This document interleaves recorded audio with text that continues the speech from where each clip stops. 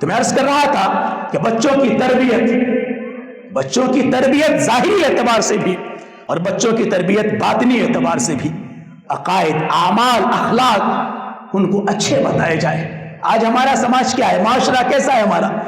کبھی ہم گھر میں بیٹھے آرام کر رہے ہوتے ہیں، ہمارا کوئی دوست آ جائے یا کوئی ہمیں پوچھنے والا آ جائے اور دروازے پہ دستخط دے، ہمارا بچہ نکل کے جاتا ہے 7 سال کا، 8 سال کا، 5 سال کا، پوچھتا ہے ابا ہیں؟ بیچارہ دوڑ کے واپس آتا ہے، ابا فلانے صاحب ملنے آئے ہیں۔ اگر وہ انسان ایسا ہوا جس سے ملنے کی ہماری طبیعت ہے، جس سے ملنے میں ہمارا فائدہ ہے، جس سے ہم خود ملنا چاہتے ہیں، تب تو دوڑ کے نکل آتے۔ اور کبھی کبھی ایسا بھی ہوتا ہے، ہمارے بعض بھائی اس طرح بھی کرتے ہیں کہ اسی بچے سے کہیں گے جاؤ کہہ دو ابا سو رہے ہیں، جاؤ کہہ دو ابا گھر پہ نہیں ہے، کہ ابا آرام کر رہے ہیں۔ وہ بیچارہ بھولا بھالا بیٹا کبھی کبھی تو آ کے بول دیتا ہے کہ ابا نے کہا ہے کہ جاؤ بتا دو کہ ابا سو رہے ہیں۔ اس وقت ابا جی دوڑ کر کے باہر آتے، رہے تم نے کیا کہہ دیا بیٹا، تم نے کیا بول دیا اس طریقے سے؟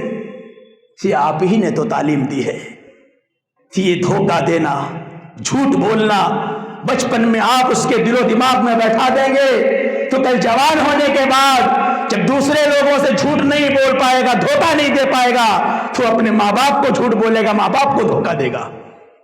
ماں باپ کے بلانے پر بھی وہ ایسے ہی نہیں جائے گا جس طریقے سے ماں باپ بچپن میں دوسروں کے بلانے پہ نہیں جایا کرتے تھے۔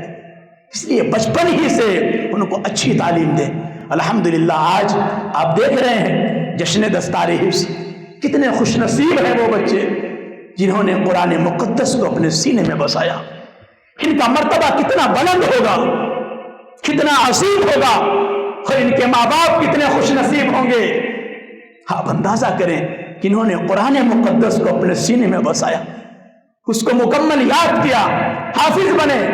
آج ان کے سر پہ دستار باندھی جائے گی اور اللہ تبارک و تعالیٰ انہیں باعمل بنائے، قرآن کے معانی کو سمجھنے اور لوگوں کو سمجھانے والا بنائے، عمل پیرا ہونے والا بنائے، تاکہ قیامت کے دن جس طرح سے آج ان کے سر پہ دستار باندھی جا رہی ہے، عزت و احترام کا تاج پہنایا جا رہا ہے، کل میدان محشر میں ان کے والدین کو بھی عزت و احترام کا تاج پہنایا جائے، انہیں بھی عزت و احترام سے نوازا جائے۔